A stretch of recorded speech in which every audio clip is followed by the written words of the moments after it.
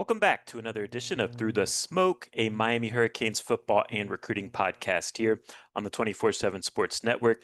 David Lake doing a solo podcast here, recording this a couple days before the start of the ACC Media Days, kind of kicking off the college football season here. College football's finally here, right around the corner. Thank you. It's our favorite time of year, and we're going to dive into in this podcast, we're going to dive into maybe some talking points, maybe share my big picture overall thoughts on this 2025 Miami Hurricanes team going into ACC Media Days. We'll see if I learn more, get some answers to some of these questions here during ACC Media Days. Definitely hope to learn more about this team as well, of course, during the month of August, month of fall camp. Before we dive into things here, of course, want to highlight two of our sponsors. Number one, Canes Connection. That, of course, is Miami's collective. We've been highlighting a new promotion that we are partnering with Canes Connection. And basically, it's an opportunity to sign up for Canes Connection, join that pool. If you're already an existing member, you're already in the pool. But sign up first month, 20% off with the promo code 247. And you'll be entered into a pool to get an opportunity to jump on the pod here with Gabby and I and do a little Q&A session. So be a fun, interactive moment. You guys can ask us whatever you want to ask us as it relates to Miami Hurricanes football and recruiting, and should be fun. So looking forward to that. We should be having that first segment here coming up soon in the next week or two. So looking forward to that. Again, canesconnection.com. Collectives aren't going anywhere, even with this house settlement, and it's still vitally important for the fans to support the program in this grassroots array. So canesconnection.com. Go support Miami's collective. Also want to highlight our guy, Nick Musarino at the Musarino Law Group. If you've been injured in a car accident, go hit up Nick Musarino at 561-960-9870 or visit the MusarinoLawGroup.com. Nick's a huge Miami Hurricanes football fan. I know he's excited for this upcoming season as well. Again, if you've been injured in a car accident, go hit up Nick Musarino at the Musarino Law Group. All right, before we dive into maybe kind of my big picture thoughts on this 2025 Miami Hurricanes team going into ACC Media Days and also kind of going into fall camp as well, Miami did land a big-time commitment that is worth touching on here at the top of the podcast, and that's four-star wide receiver Samorian Wingo out of St. Augustine High School here in the state of Florida. He's a player I really like. He goes 6'2", 180 pounds, kind of has a sturdy build. To me, he's a guy that can definitely get to 200 plus pounds in a college strength and conditioning program. And he's a productive player, number 160 overall player in the country, according to the industry-generated 24/7 Sports Composite.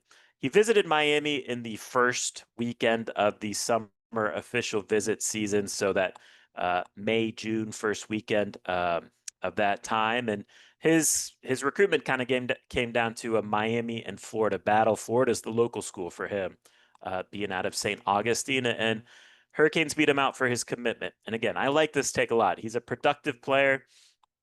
Last year as a junior, 65 receptions for 1,040 yards and 12 touchdowns. He's legitimately a good basketball player too at the high school level. 16 points per game, 6 rebounds, 3 steals per game. And I feel like you see those skills show up on, those basketball skills show up on the football field. He has very good body control.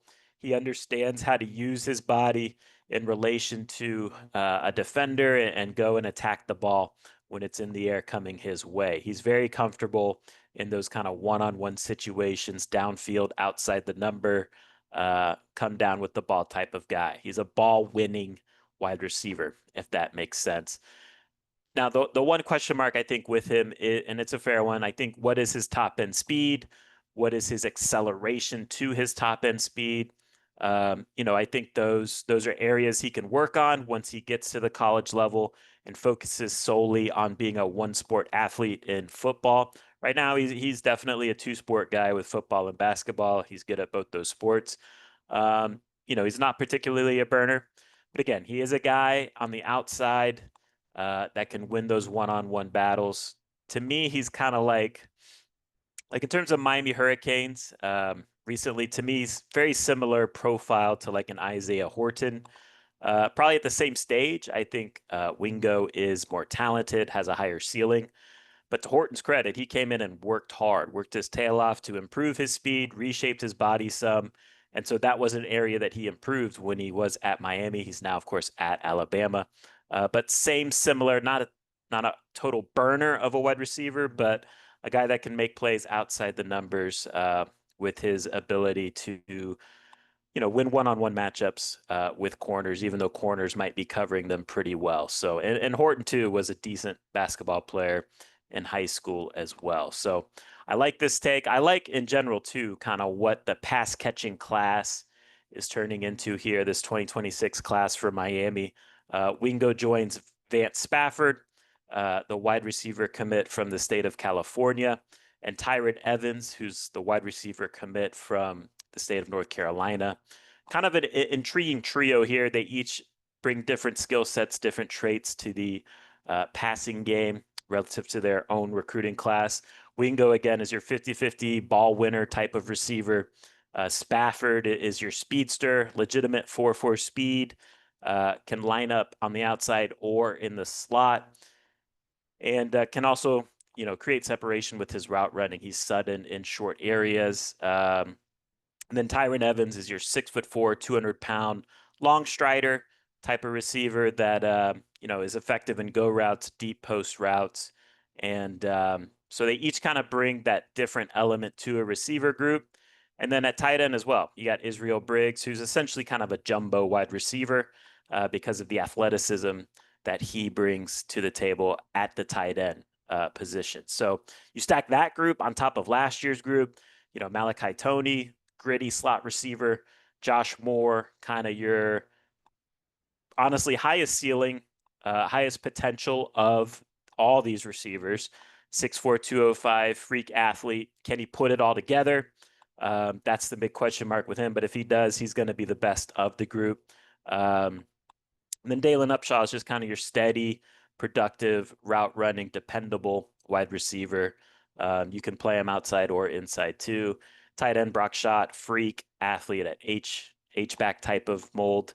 Luka Gilbert, kind of your 6'7", 265 plus athlete at that size. So you got to respect him in the passing game as well, kind of your inline tight end. So this is what it's supposed to look like in terms of like stacking talent acquisition at the pass catching, pass catchers on an offense, and you keep stacking these profile of receivers of pass catchers over a 3-year period.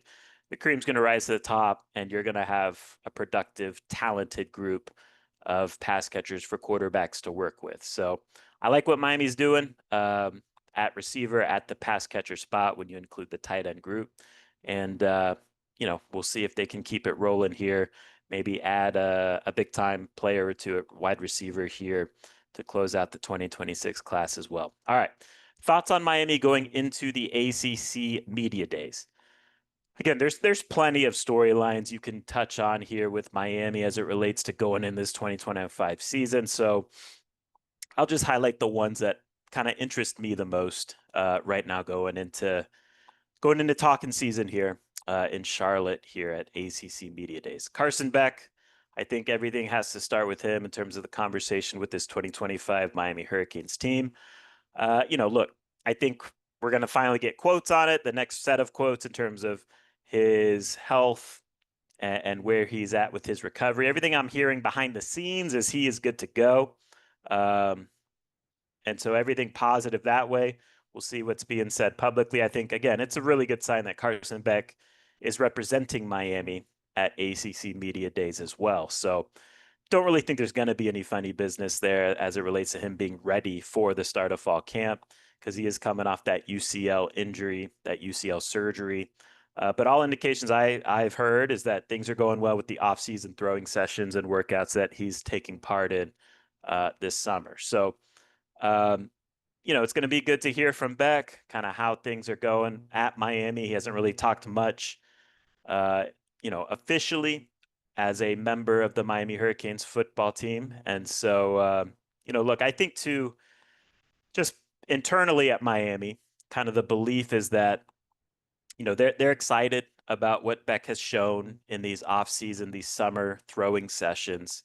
And I think the belief in general is he's a very good quarterback when he doesn't have to carry the load. In 2023, when Carson Beck was at his best at Georgia, he played behind a good offensive line. He had a strong running game to lean on as well.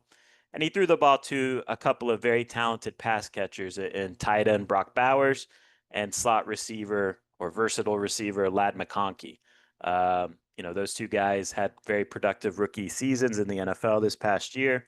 And the running game was much better in 2023 as it related to 2024 as well. In 2024, Carson Beck entered that season with a lot of buzz, a lot of hype as being the top quarterback in the country, projected number one overall pick 1 year out. And, look, a lot more was put on his plate from the Georgia staff in terms of expecting him to kind of carry the load offensively. And that's where things kind of broke down for him. He wasn't necessarily bad, but he couldn't necessarily carry the load and be an efficient player, if that makes sense. And look, there's also explanations around him that aren't necessarily his fault. The offensive line at Georgia last year was talented, but not as consistent as the year before.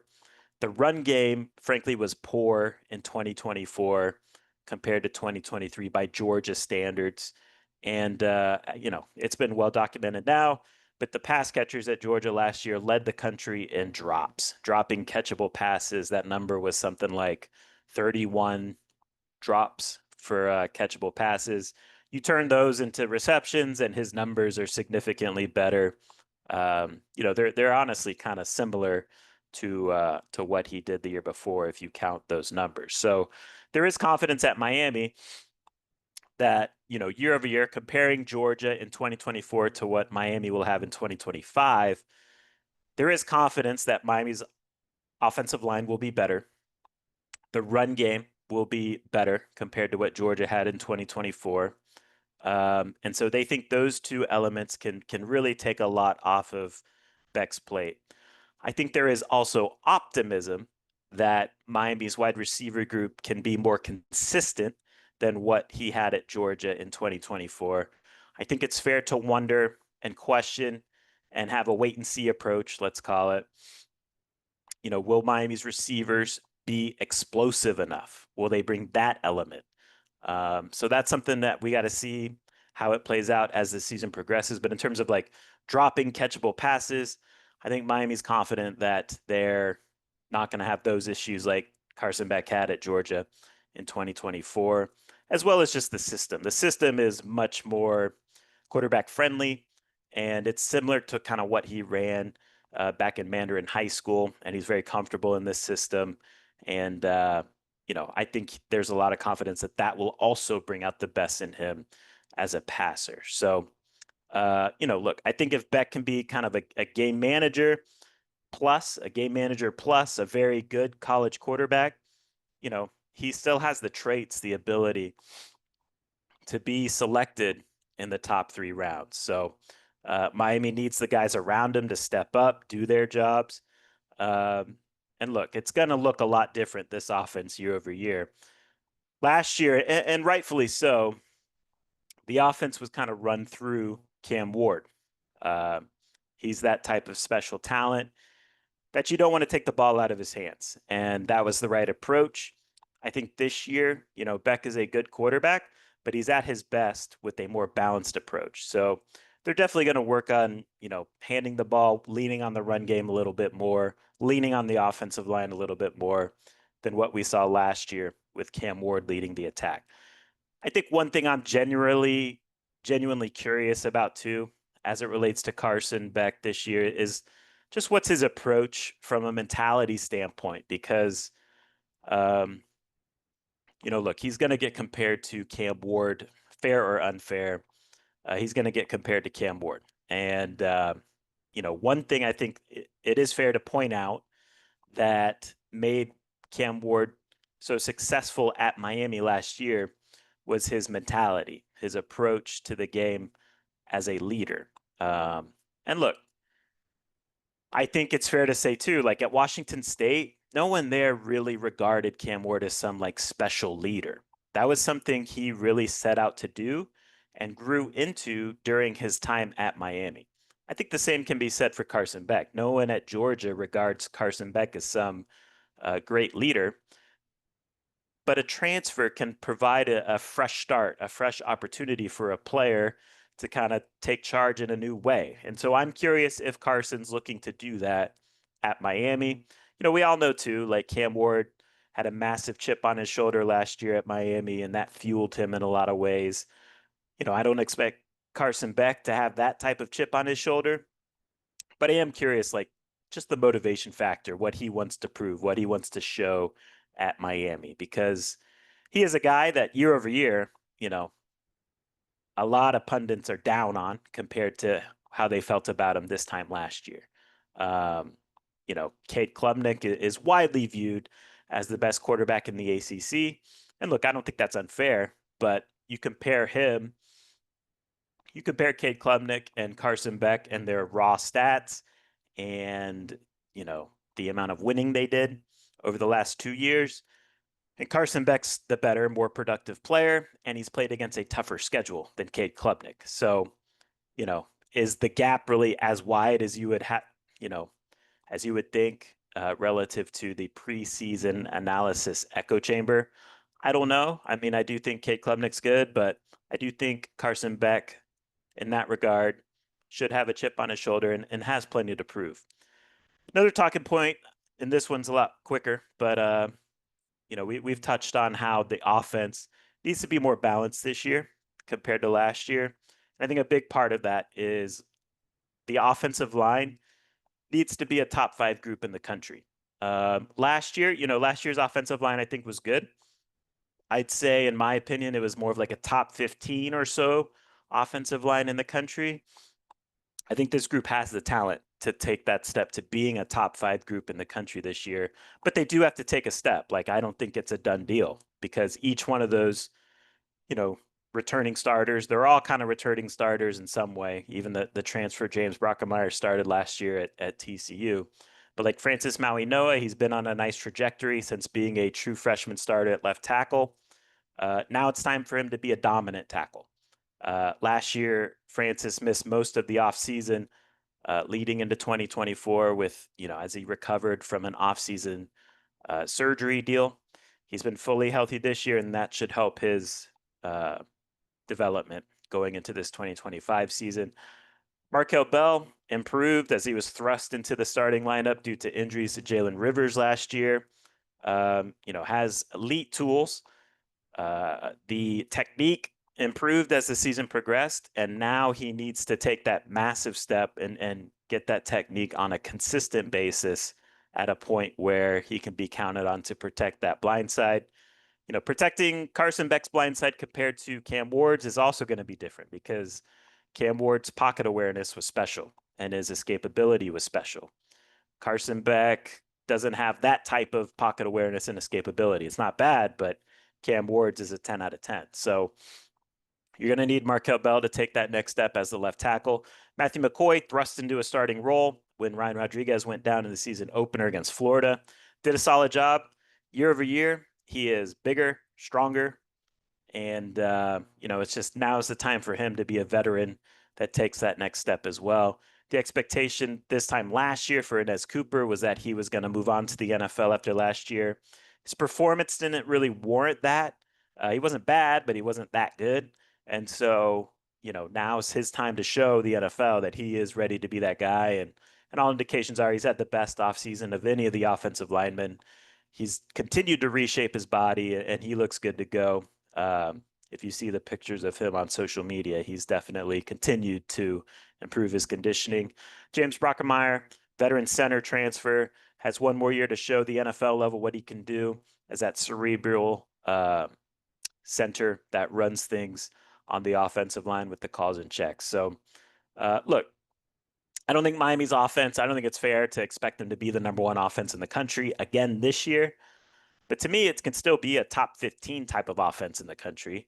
And I think if that happens, it's because this Miami offensive line is a top five group in the country, which I think is possible, but these guys do need to keep taking steps. So that's one thing to, keep an eye on here during the course of fall camp. I think another question too, kind of touched on this when discussing Carson Beck, but I think it's fair to wonder, again, this is a void that Cam Ward leaves behind. This is part of his legacy. He showed the Miami Hurricane program what it looks like to have an alpha dog leader. And so now I'm curious who's going to step up and kind of take charge like that on this 2025 team. Teams that win and compete for championships are player led. There's no ifs, ands, or buts about it. The best teams are player led. And, when the chips are down, who is the player that's going to be that steps up and leads the way? That was Cam Ward last year. And we saw him do that in various ways, whether it was, smoke Florida in the season opener, kind of announce himself as the best quarterback in the country last year in that game. He led comeback wins against Virginia Tech and Cal. He led a shootout win against Louisville up in Louisville. And look, yes, Cam Ward, ultra talented player with what he did on the field. But one of the main reasons why he was so important for Miami last year was the intangible side of things, what he did from a leadership standpoint and from a belief standpoint. Um, Again, Ward showed the program what it looks like to be a big time leader as a player. And so now it's time for the veterans on this 2025 team to step up and take charge and do those type of things from a leadership side of things. And I'm just curious who that's going to be, because I don't know if there's going to be one single big leader like there was last year for Cam Ward. I think it's going to take many different of the veteran leaders or the veteran guys to step up and be those type of guys. I think the question is like, is that going to be embraced by the group? I'm just curious. I think it is important because during the course of a game, during the course of a season, you're going to have games where adversity strikes. You're going to have to fight for wins. There's likely going to be some, losses that sting. How do you bounce back the next week from those losses? The teams that are talented and have strong player-led leadership can navigate these situations. And so I'm curious who's ready to help Miami in this regard in 2025. Let me take a drink here real quick.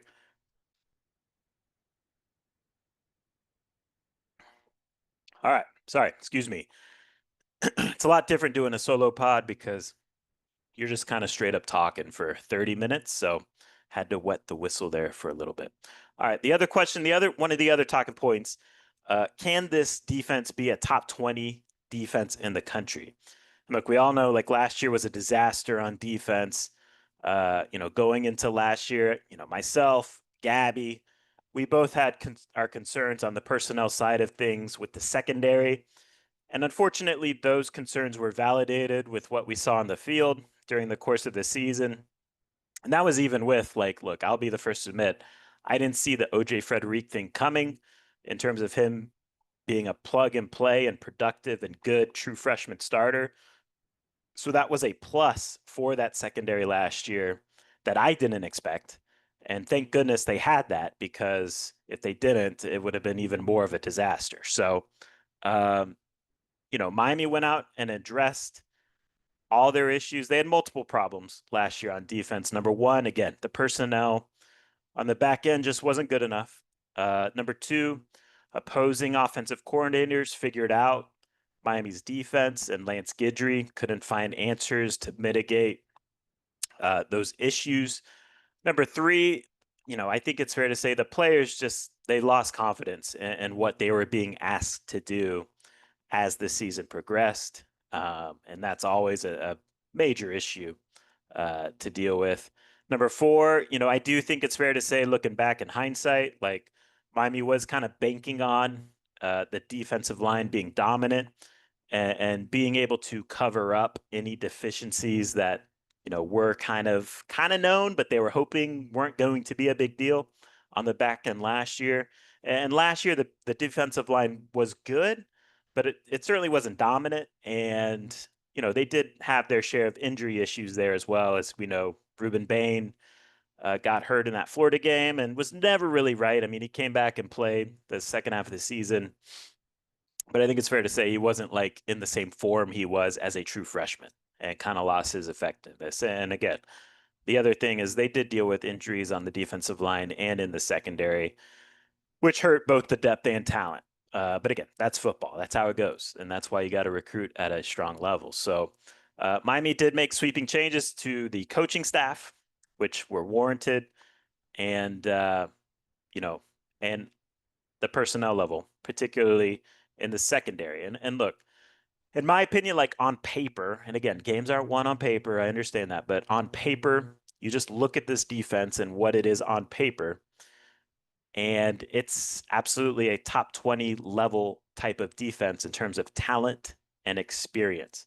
Ruben Bain, Akeem Mesidor, going to be your defensive ends. They've worked very hard to improve their conditioning level going into this season, and I've heard some impressive things about how they're looking right now. And I'll be curious to see how it looks in person, whether or not it's true. But they're working hard to improve their conditioning level, and hopefully prevent injuries. At the linebacker level, Motore, I think, is a big, significant addition during the spring portal window. He, he's coming off an injury at Rutgers. He's had 2 ACLs at Rutgers, so that's certainly something to monitor during the course of fall camp. But when he's fully healthy, he is a game wrecker of a middle linebacker. And if he's good to go this year, he's going to be a significant impact contributor for Miami at middle linebacker. Then at corner, look, I don't know. I'm very high on this cornerback group now. Like they've totally flipped this group, and it's impressive to me. To me, like I would project the starters as being Xavier Lucas, the Wisconsin transfer, OJ Frederic, and Keontae Scott, the Houston transfer who played at Auburn. And to me, like that's one of the best starting cornerback trios in the country because Scott's going to play nickel, and then you go Lucas and Frederic on the outside. I think that's a very strong trio. Then you got Damari Brown providing depth. You got Ethan O'Connor providing depth. These are all talented guys with experience at some level. And then new defensive coordinator Corey Heatherman. I like his approach for this year. First year at Miami, he just wants to simplify things, get these talented players playing fast rather than second guessing like they were last year. And again, I think the talent, the personnel he inherits is top 20 defense good. So he has to find the system to allow them to play to that level. And I think they're going to be significantly improved on that side of the ball. And Miami needs them to be significantly improved on that side of the ball in order to, make it to Charlotte for the ACC championship game. And, you make it there, you're probably in a strong spot to make a college football playoff appearance as well. Another thing I want to touch on in terms of storylines going into ACC media days, I'm curious, like you look at this roster and players that need to step up. Like who are the players that need to step up to allow Miami to hit its ceiling on the potential of what this Miami Hurricanes team can be in 2025?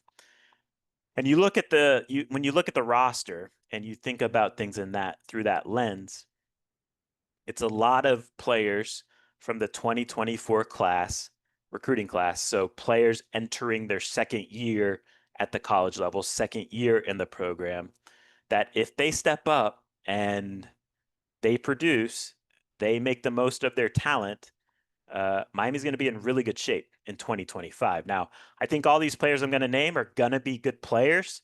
I think the question with them is just timeline. Are they going to be ready in 2025 in year 2 of their college careers? But when I think about it, I think about guys like Jordan Lyle, the running back, who is going to be probably the number 2 running back.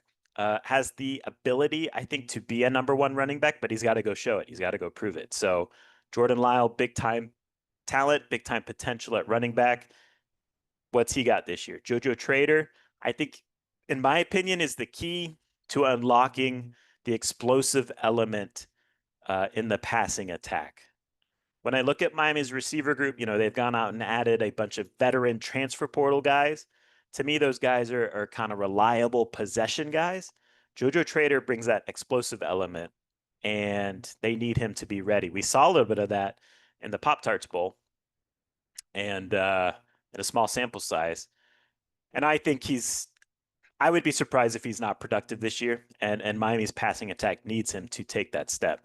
Elijah Lofton, he's going to be the guy at tight end now, with Elijah Arroyo moving on to the NFL level. He's also a class of 2024 guy.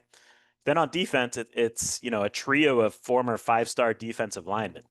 Armando Blunt, generating a ton of buzz this offseason. He's going to be a rotational guy, but you need depth on the defensive line. I'm curious to see what he looks like. Justin Scott, going to be pushing for a starting defensive tackle job. Definitely the prettiest D tackle Miami has on the roster, and they need him to be ready to go this year. Marquise Lightfoot, a guy that needed last year to put weight on his frame, get stronger, and made a strong impression during the month of spring football. So he's probably another rotational guy, but if he can be a quality impact rotational guy, that's huge for the defense. And then we talked about some of the secondary guys already. OJ Frederic, what type of step can he take in year 2 as a sophomore starter? And then I'm also including Xavier Lucas, because Xavier Lucas played 200 snaps at Wisconsin last year, and now he's going to be counted on in a bigger role at Miami here in his second year at the college level. So, sorry, took another drink. What are the potential pitfalls for this team? Because I think it's important to think about, okay, if things don't come together, why would that happen? What does that look like? I think obviously, number 1, Carson Beck, it just doesn't click, doesn't work, whether that's because the elbow or there's a setback there, or it just not all transfers work, right? Cam Ward worked. Not all transfer quarterback situations work. So that would be probably the top one in terms of like, what are the pitfalls of this team? Potential pitfalls. Why doesn't it work? You don't really hit on Carson Beck. That would be a tough one to overcome. Number 2, again, we touched on this a little bit, but the wide receivers just aren't explosive enough. They really need JoJo Trader to step up. Maybe even also Keelan Marion to take that step, the BYU transfer, take that step and be an explosive threat. Again, I think the group is going to be consistent. Is it going to be explosive? Is it going to be dynamic? And if it's not explosive or dynamic, then opponents can kind of just focus on stopping the run, which, you always want to have that 2-dimensional offense. If you're a 1-dimensional offense, it's going to be tough to win. You're going to be in some dogfights, and you're likely going to lose some of those games. Also, potential pitfall, again, Ruben Bain, Akeem Mesidor, guys that have dealt with injuries during their college career. They've worked hard this offseason to ensure that maybe they don't get some of those nagging injuries this year. If they do get nagging injuries, that's a big deal to this defense. Motore would be another situation to monitor. He's not quite fully back to his form that he showed at Rutgers coming off his injury. And again, I really like the cornerback group, but I do think it's fair to wonder about, safety. I feel relatively good about Zechariah Poyser. The Jacksonville State transfer came in during the month of spring football, showed some nice things. But again, he's making the jump from G5, so, we'll see. And then Jacoby Thomas, he's a guy that's coming in from Tennessee and expected to be the starter, opposite of Zechariah Poyser, but he's never really been a starter at the Power 4 level. And so we'll see what he can do on the back end as well. And look, I think the depth too is a massive concern at safety as well. If one of those guys gets hurt, I don't want to say it's catastrophic, but it's not going to be pretty. And then, just talking about the schedule, a potential pitfall, right? I think if you're looking at the schedule, one tough thing to navigate for this team is 7 straight weeks of football that comes, after that first, 5 games of the season. That's a lot of wear and tear because Miami's schedule is kind of, the bye weeks are divided up strange on this schedule. They go a bye before Florida State, then they go a bye, and then they go Louisville. So they get a bye week before their two biggest brands from the ACC on their schedule, but that's 2 bye weeks in the first half of the schedule, which is not ideal. You would prefer to spread those byes apart or spread those byes throughout the season. And, so Miami's going to have to go 7 straight games.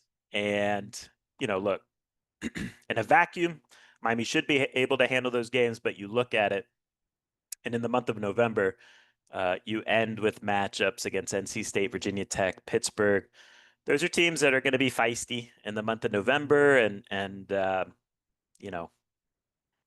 you don't want a wear and tear factor to cost you at the end. And so that's just one thing that I'm kind of monitoring too in terms of a potential pitfall. All right, pitfall. Final thoughts, and then we'll get out of here.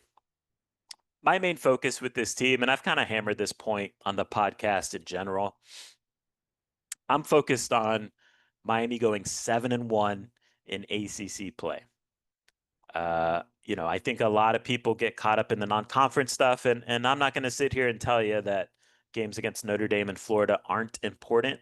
They are important. But Miami needs to get to Charlotte. What's the next step for the Miami program? In my opinion, winning the ACC. Miami has not won the ACC since joining the conference in 2004. And so you got to get to Charlotte. To do that, you got to go 7-1 in the ACC. You get to Charlotte, you're likely in the 12-team college football playoff. To me, those are the two ultimate goals of for the Miami Hurricanes program right now. That's how you take the next step. So when you talk about going 7-1 in the ACC, look, I think what you have to do, you have to handle business. Again, you get buys before your first 2 ACC games, and those are your biggest brands, Florida State and Louisville. So those bye weeks help going into those games. And then you have to go, 5-1 at least after those games against teams like Syracuse, NC State, Virginia Tech, Pittsburgh, SMU. You probably need to go win that SMU game for any potential tie-break scenarios because SMU is also expected to be in the hunt for an ACC championship game appearance. You have Stanford, who, we'll see what Stanford is this year, but they're not expected to be anything great as they're kind of in this transition period. But look, I think a lot of the focus is on the first month of the season, and I think that's fair, fine, exciting. You got Notre Dame, you got Florida in the first month of the season. I want to know what Miami looks like in the last month of the season, in the month of November. Miami went 2-2 in the month of November last year. Miami went 1-3 in the month of November in 2023. Miami went 1-3 in the month of November in 2022. You have to do better in this critical month if you're trying to legitimately go win the ACC. And to me, just finishing strong, handling business as the season progresses, navigating a season, that's the next step for this program under Mario Cristobal's leadership. And look, that's where depth and talent comes into play too. And Mario Cristobal's improved the depth and talent since arriving in 2022. And, that trajectory needs to now start showing on the field by handling business during the course of the season. And, I'll wrap things up here. Again, trajectory, in my opinion, everything's on course with this Mario Cristobal era. It takes a while in football to change a roster. This isn't basketball where you can go add, 6 players in one offseason and boom, you have a new team. In football, you got to methodically do it over a 3 or 4 year period. This, of course, is year 4 of the Mario Cristobal era. And look, talent is the number one prerequisite to having a chance at competing for championships, whether that's ACC championship or national championship. And just this week, 24/7 Sports, Bud Elliott released his annual blue chip ratio, which is a percentage of how many 4 or 5 star recruits do you feature on your roster that you signed out of high school. It takes transfers out of the equation. It's just high school recruits. How many high school 4 and 5 star players? What's your percentage on your roster? Miami is one of the 18 teams that is above the 50% threshold. So since 2011, I think it is, every national champion has had at least 50% blue chip ratio on their roster. Miami enters this year with a 64% blue chip ratio, which ranks 11th in the country. When Mario Cristobal arrived, just for reference, when Mario Cristobal arrived, Miami's blue chip ratio was at 55%. So he has improved the roster from that standpoint, which we kind of all know. If you follow this podcast, you know the job he's done in talent acquisition. Miami's also the best in the ACC in blue chip ratio. Clemson, 55%, FSU, 54%. Just as a point of reference to Alabama and Ohio State, the top in the country at 89%. So that is what elite talent acquisition looks like over a 4 year period, followed by Georgia, Texas A&M, Oregon, Texas, who are kind of all between 84 and 78%. So, from that standpoint, like to me, the next step for Mario Cristobal and this program is to get to that 70% threshold in the blue chip ratio. That's another conversation for another day. But all this is to say, the talent's there. The talent's there to compete for an ACC championship. We'll see what it looks like, as it relates to a national championship type of run. But look, it's also year 4, and that's also the time when the culture needs to start showing, because that's where you can kind of win in the margins. I think 64% blue chip ratio is more than enough to go compete at the highest of levels. And I think on paper, this roster has a chance to do that too. But you need to have that buy-in, that belief, that fight. When you look at the last ACC program to win a national championship, it's Clemson. Clemson did that in 2018. Clemson also did that in 2016. And that's when Clemson was humming. And they were recruiting at that kind of 50 to 60% blue chip ratio level as well. What separated them was, number one, they hit on a tremendous amount of those players.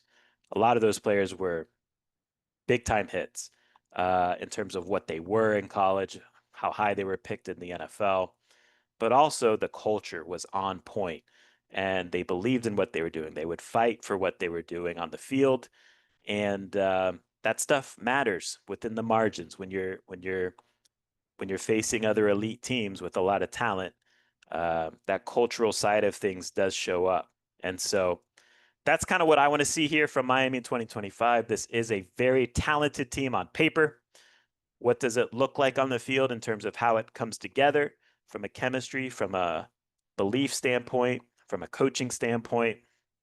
And so I think it's going to be a fun season. So stay locked on to InsideTheU.com. We'll have complete coverage from ACC Media Days on Tuesday. Again, InsideTheU.com. Now's a good time to sign up too, because football's here. Fall camp's going to get rolling here in the month of August. There's going to be plenty of news coming out here over the next, 6 weeks going into the Notre Dame game. So I'm excited about this team. Let's see how it all comes together. Let's see what we learn at ACC Media Days. Appreciate everyone for listening to me ramble here solo for, I don't know, what was that, 30 minutes or so? That's a lot of talking. So appreciate everyone for listening. And until next time, take care.